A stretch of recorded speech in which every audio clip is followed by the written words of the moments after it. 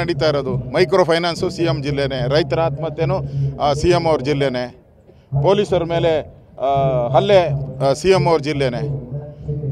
ಅಂದರೆ ಮುಖ್ಯಮಂತ್ರಿಗೆ ಅಧಿಕಾರಿಗಳ ಮೇಲೆ ಹಿಡಿತಾನೆ ಇಲ್ಲ. ಯಾವಾಗ ಮೂಢ ಹಗರಣದಲ್ಲಿ ಸಿಕ್ಕಾಕೊಂಬಿಟ್ರು ಅವತ್ತಿಂದ ಒಂದು ರೀತಿ ಸಿದ್ದರಾಮಯ್ಯನವರು ಮಂಕು ಕವ್ದಂಗೆ ಔಟಿದ್ರು, ಮಂಕು ಹಿಡಿದ್ಬಿಟ್ಟೈತೆ ಅವ್ರಿಗೆ. ಅದರಿಂದ ಅವ್ರೇನು ಕ್ರಮ ತೆಗೆದುಕೊಳ್ತಾ ಇಲ್ಲ. ಆಡಿದ್ದೇ ಆಟ. ಎಲ್ಲ ಕ್ಯಾಬಿನೆಟ್ ನೋಡಿ ಮಿನಿಸ್ಟ್ರುಗಳು ಒಬ್ಬೊಬ್ಬ ಒಂದೊಂದು ಥರ ಮಾತಾಡ್ತಾನೆ. ಒಬ್ಬ 2 ವರ್ಷ ಸಿ ಎಮ್ ಅಂತಾರೆ, ಇನ್ನೊಬ್ಬ 2.5 ವರ್ಷ ಅಂತಾರೆ, ಇನ್ನೊಬ್ಬ 3 ವರ್ಷ, ಇನ್ನೊಬ್ಬ 5 ವರ್ಷ.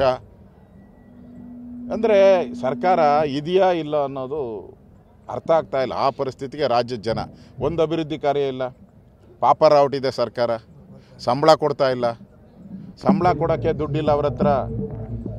ಆಸ್ಪತ್ರೆಗಳಿಗೆ ನಾನು ಮೊನ್ನೆ ಯಾವುದೋ ಒಂದು ಆಸ್ಪತ್ರೆಗಳು ಬಂದಿದ್ದರು ಬೆಂಗಳೂರಲ್ಲಿ, ಗೌರ್ಮೆಂಟ್ ಆಸ್ಪತ್ರೆ. 2 ತಿಂಗಳಿಗೊಂದು ಸರಿ ಸಂಬಳ ಕೊಡ್ತಾರಂತೆ. ನಾಚಿಕೆ ಆಗಲ್ಲ ಇವ್ರಿಗೆ? 2 ತಿಂಗಳಿಗೊಂದು ಸರಿ ಸಂಬಳ ಕೊಡುವಂಥ ನಮ್ಮ ಇಬ್ಬರು ಶಾಸಕರು ಇಲ್ಲಿ ಇದ್ದಾರೆ ನೋಡಿ. ಅನುದಾನನೇ ಇಲ್ಲ. ನಮ್ಮ ಪಾರ್ಟಿಯವ್ರಿಗಲ್ಲ, ಕಾಂಗ್ರೆಸ್ ಪಾರ್ಟಿಯವ್ರಿಗೂ ಅನುದಾನ ಇಲ್ಲ.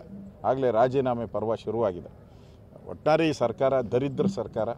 ಯಾಕಾದರೂ ಬಂತು ಅಂತ ಜನಶಾಪ ಆಗ್ತಾ ಇದೆ. ನಡೀತಾ ಇರೋದು ಮೈಕ್ರೋ ಫೈನಾನ್ಸು ಸಿಎಂ ಜಿಲ್ಲೆನೇ, ರೈತರ ಆತ್ಮಹತ್ಯೆನೂ ಸಿಎಂ ಅವ್ರ ಜಿಲ್ಲೆನೇ, ಪೊಲೀಸರ ಮೇಲೆ ಹಲ್ಲೆ ಸಿಎಂ ಅವ್ರ ಜಿಲ್ಲೆನೇ.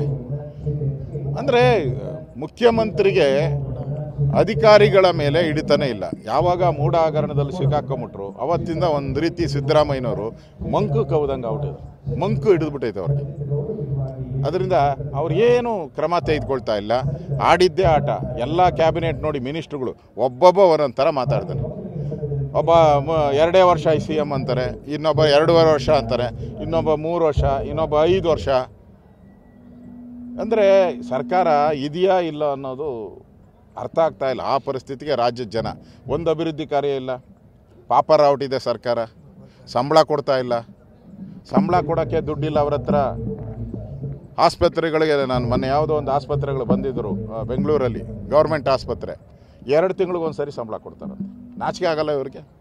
2 ತಿಂಗಳಿಗೊಂದು ಸರಿ ಸಂಬಳ ಕೊಡುವಂಥ ನಮ್ಮ ಇಬ್ಬರು ಶಾಸಕರು ಇಲ್ಲಿ ಇದ್ದಾರೆ ನೋಡಿ. ಅನುದಾನನೇ ಇಲ್ಲ. ನಮ್ಮ ಪಾರ್ಟಿಯವ್ರಿಗಲ್ಲ, ಕಾಂಗ್ರೆಸ್ ಪಾರ್ಟಿಯವ್ರಿಗೂ ಅನುದಾನ ಇಲ್ಲ.